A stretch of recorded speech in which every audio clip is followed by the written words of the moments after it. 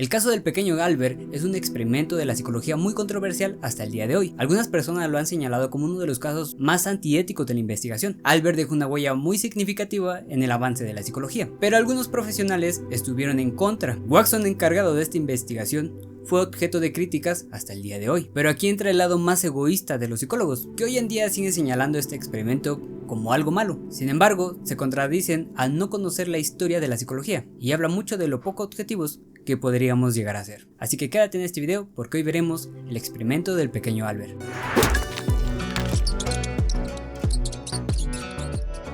George Watson, el padre del conductismo, su vida en el ámbito profesional se vio truncada por escándalos sobre su divorcio, más la relación que mantenía con una de sus ayudantes de la investigación, y las duras críticas que tuvo su experimento con el pequeño Albert hicieron que su vida de la investigación tuviera demasiadas consecuencias negativas, ocasionando que Watson quemara toda su evidencia de sus investigaciones, y lo que sabemos es muy poco sobre sus investigaciones, y en el caso del experimento del pequeño Albert queda un poco inconcluso. Watson a lo largo de su vida rechazó todo concepto del mentalismo que provenía de otras escuelas y defendió y sostuvo que la psicología debía convertirse en una psicología científica, enfocándose en los patrones de adquisición de hábitos. Escribe en el texto Psychology as the Behaviorist Views It, en donde señala: la psicología tal como un conductista la ve es una rama experimental puramente objetiva de las ciencias naturales. Su meta teórica es la predicción y el control del comportamiento. La introspección no forma parte esencial de sus métodos, ni el valor científico de sus datos dependen de la disposición con los que se presentan a la interpretación en términos de conciencia. El conductista, en sus esfuerzos por obtener un esquema unitario de respuesta animal, no reconoce una línea divisoria entre el hombre y la bestia.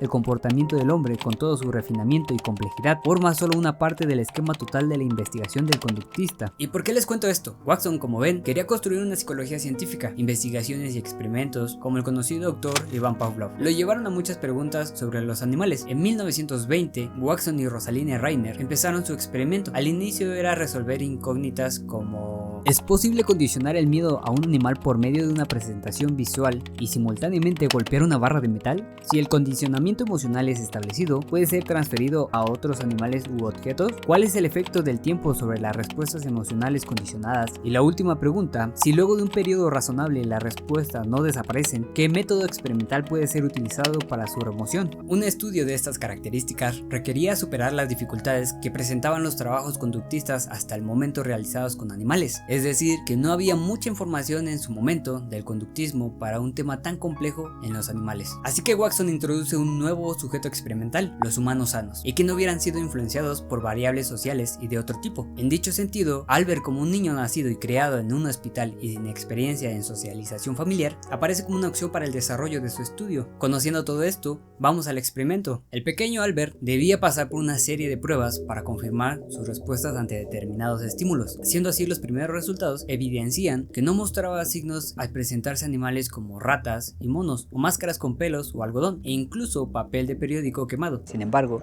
el ruido de una placa metálica al ser golpeada por un martillo fue el primer estímulo que le provocó el llanto al pequeño Albert. Esta es la nota. Uno de los dos experimentadores hizo que el niño volviera a la cabeza y fijara su movimiento. El otro, colocado detrás del niño, dio un fuerte golpe a la barra de acero. El niño volteó violentamente, se comprobó su respiración y se levantaron los brazos de una manera característica. En la segunda estimulación ocurrió lo mismo, y además los labios empezaron a fruncirse y temblar. Y en la tercera estimulación, el niño se rompió en un repentino llanto. Esta es la primera vez que una situación emocional en el laboratorio produce temor o incluso llanto en Albert. Dichas pruebas fueron suficientes para considerarlo como un sujeto idóneo, dando inicio a las rondas experimentales cuando Albert cumple la edad de 11 meses y 3 días. El protocolo consistía básicamente en presentar a una rata hasta que él se relacionara con ella, y en dicho momento la placa de metal es golpeada. Rata sola. En el instante en el que se le mostró a la rata, el bebé comenzó a llorar. Casi al instante, giró bruscamente hacia la izquierda, se dejó caer sobre el lado izquierdo, se levantó gateando y comenzó a arrastrarse tan rápidamente que lo atraparon con dificultad antes de llegar al borde de la mesa. De esta manera, el experimento brindaba evidencia a la primera pregunta planteada, siendo necesario para Watson y Reiner proceder con la segunda pregunta, esto es, ¿qué tan transferible es el condicionamiento a otros animales y objetos? El protocolo consistía en alternar la exposición a una serie de cubos de juguetes con la de una rata, lo que se realizó 5 días posteriores a la sesión anterior. En ella se muestra que la conducta no se transfiere a los cubos. No obstante, y al presentarse un animal con rasgos conejos similares, el ratón, como en el caso de un conejo, su reacción es similar. Conejo solo. El conejo fue repentinamente colocado sobre el colchón frente a él. La reacción fue pronunciada, las respuestas negativas comenzaron de inmediato. Se inclinó lo más lejos posible del animal, gimió y luego se echó a llorar. Cuando el conejo se puso en contacto con él, enterró la cara en el colchón, luego se levantó a gatas y se arrastró llorando mientras avanzaba. Esta fue una prueba muy convincente. Posteriormente, a la edad de 11 meses y 20 días, el experimento siguió la posibilidad de extrapolar la conducta al momento de ser expuesto ya no solamente a un ratón y un conejo, sino también hacia un perro. Esta situación posibilitó pasar a la tercera pregunta sobre la permanencia de dichas conductas en el tiempo, por lo cual unos meses después y en la edad de 1 año y 21 días fue sometido nuevamente a una sesión en donde se le presentó un abrigo de piel y una máscara de Navidad. En ambos casos su reacción fue extrapolada y mantenida en el tiempo. Máscara de Papá Noel, retirada gorgoteando, luego la abofeteó sin tocarla. Cuando su mano se vio obligada a tocarlo, gimió y lloró. Su mano se vio obligada a tocarla 2 veces más, gimió y lloró en ambas pruebas. Finalmente lloró ante el mero estímulo visual de la máscara. Así las primeras 3 preguntas fueron contestadas, mostrando que es posible generar una reacción aversiva a un animal, que esta puede ser extrapolada a otros animales y objetos, y que se mantienen al menos por un mes. Hasta ahora las preguntas están siendo contestadas con el experimento. Está saliendo de maravilla, no puede salir mal,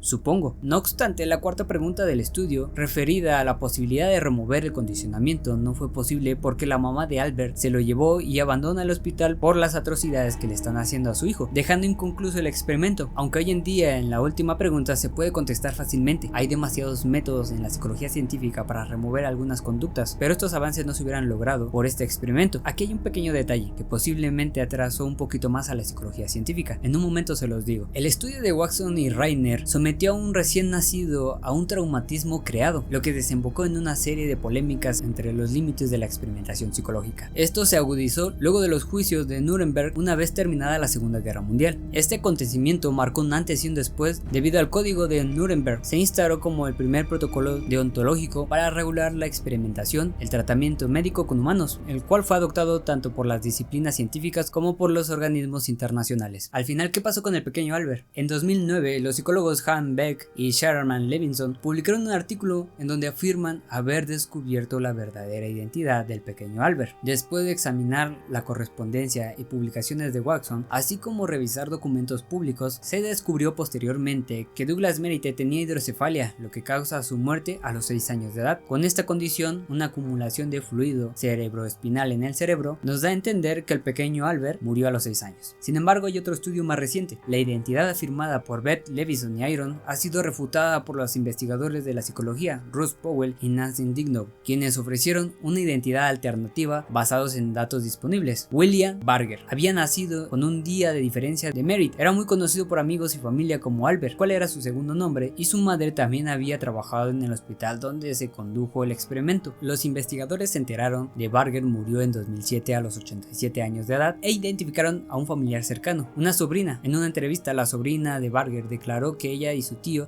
fueron bastante cercanos durante toda su vida. Reconoció la antipatía de Barger hacia los perros como algo bien sabido, algo con lo que bromeaban los miembros de su familia, especialmente su esposa. Los investigadores notaron que no había forma de determinar si el comportamiento estaba conectado con el experimento de Watson. También informó a los investigadores sobre la aversión de su tío por los animales en general, no solo por los perros. Aunque la identidad de Albert se desconoce hoy en día, todo apunta a que sí vivió una vida normal después de esto. Ahora bien, ¿por qué es difícil saber la identidad del pequeño Albert? Watson, después de este experimento y su reputación cayera por su divorcio, se mantuvo un poco distante de la investigación. La muerte de su esposa en 1935 hizo que se distanciara por completo de sus círculos sociales. Vivía en una granja haciendo actividades de campo, pero murió fiel a su postura de crear una psicología científica. Aquí regreso a lo que les mencioné sobre el avance de la psicología científica. Watson, al morir, quemó todas sus investigaciones y posibles archivos bibliográficos de él. Entre ellos estaba el caso de Albert. Por eso encontrar el verdadero Albert ha sido muy complicado. Los únicos archivos que tenemos sobre sus investigaciones en su momento estaban al público, pero muchos de ellos los quemó. Muchas de sus investigaciones pudieron haber acelerado la psicología científica, dejándonos con la incógnita y un retroceso a la psicología científica. Al parecer, las controversias de sus experimentos y ser juzgado lo llevaron a hacer esto. Oye, pero este video no se trata de que los psicólogos son egoístas. Nos falta ser más objetivos en este sentido. En el contexto y la época permitían estas investigaciones. Claro que hoy en día moralmente nos parece algo muy malo por parte de Watson, pero aquí surge algo contradictorio. El amarillismo se ha encargado de difundir el caso del pequeño Albert como el experimento más cruel de la psicología, cuando realmente es uno de los más normales de su época. Y si los datos llegan a comprobar y que vivió 88 años, podríamos decir que vivió normal, de todo lo contrario a lo que dicen las notas, noticias, videos que se encargan de difundir datos falseables con el fin de añadirle una brújula moral. Hay más casos muy cuestionables por estas escuelas pseudocientíficas, como la lobotomía dañando y matando a muchas personas, o el caso de Anao con la hipnosis de Brouwer. Afirmaba que la curó, pero en el fondo él decía que era mejor que le quitaran la vida. Cyril Burr falseando datos sobre la inteligencia en gemelos, dañando a una generación de niños. La prisión de Stanford, un sinfín de casos y experimentos dentro de la psicología más cuestionables que las del pequeño Albert, pero desgraciadamente nos falsean los datos o manipulan para crear ciertas cosas. Muchas gracias si llegaste hasta aquí. Es un tema muy largo y quiero invitarte a ser más objetivo con los datos, información que vemos, o a la hora de tomar decisiones también es comprender los contextos donde se desarrollan las problemáticas y que algunas cosas pueden tener fines muy diferentes a los que crees, como políticos, sociales, entre otros.